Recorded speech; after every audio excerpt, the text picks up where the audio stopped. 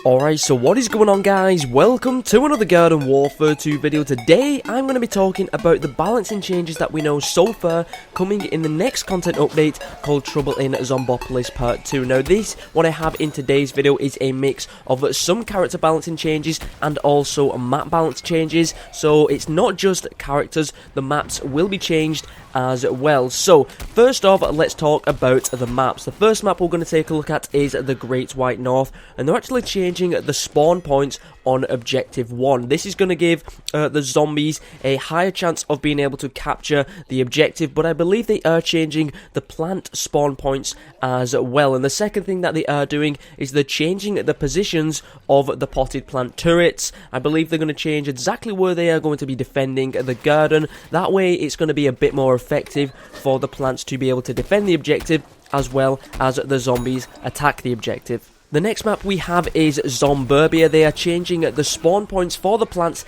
and the zombies on Objective 1, 2 and 6. They're also changing the giant turrets that you get on the original spawn. You know what, you have those giant turrets on the wall? Well, they're moving them from Objective 1 to Objective 2. The zombies seem to be able to capture Objective 2 that little bit easy, so they are going to be changing the spawn points and also moving those turrets from the wall to Objective 2 as well. And the final thing they're doing on the Zomburbia map is that they're going to be making the final minigame on Zomburbia more difficult for the attackers. That means that the plants, it's going to be a lot harder to win the final objective, and give the zombies a little bit more of a chance to win the game. So those are the changes that are on the Zomburbia map.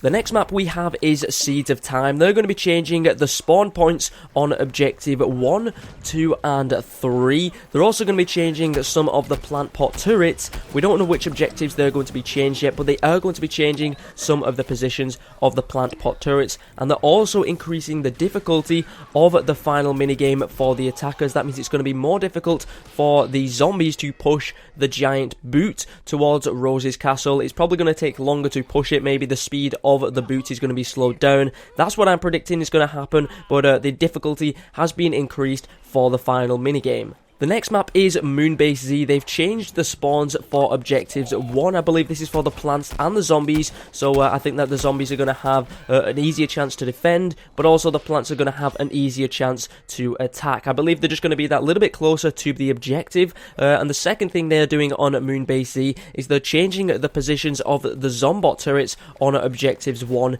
and 2. That means it's going to be easier for these turrets to defend the objective, I believe. They're going to be changing the position just like they have done on the other maps so far. But yeah, that is the changes on Moonbase Z. And the final map that they are going to be changing, or that we know of so far, is Zombopolis. First off, they're changing the spawns of Objectives 1 and 2. They are moving the turret from Objective 1 and moving it to Objective 3. Now, personally myself, I haven't even noticed that there was on Zombopolis or on Objective 1, so that's quite interesting for me. They're actually moving it from Objective 1 to Objective 3, and they're also making the end game on the Zombopolis more difficult for the attackers. They're going to be increasing the health of the Zombot and also the health of the shield generator. That means it's going to be even more difficult for the plants to be able to take down Zombot's shield, and then even when the shield is taken down, it's going to take even longer to actually damage the Zombot itself. So I don't even think I've seen the zombies win this end game. Every time it's been the plants. Actually, once I've seen the zombies win,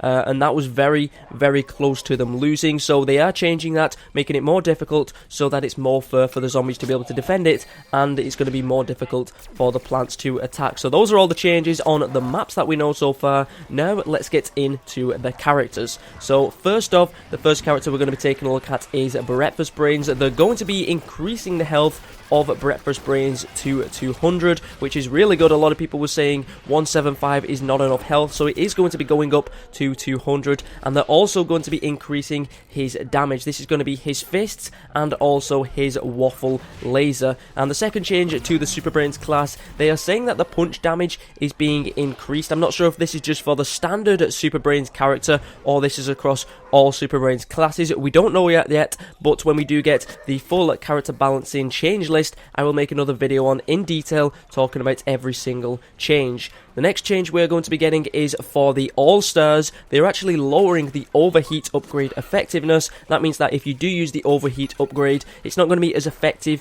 as it previously was. That means you're still going to overheat quicker than you would currently if you do have the Overheat upgrade on.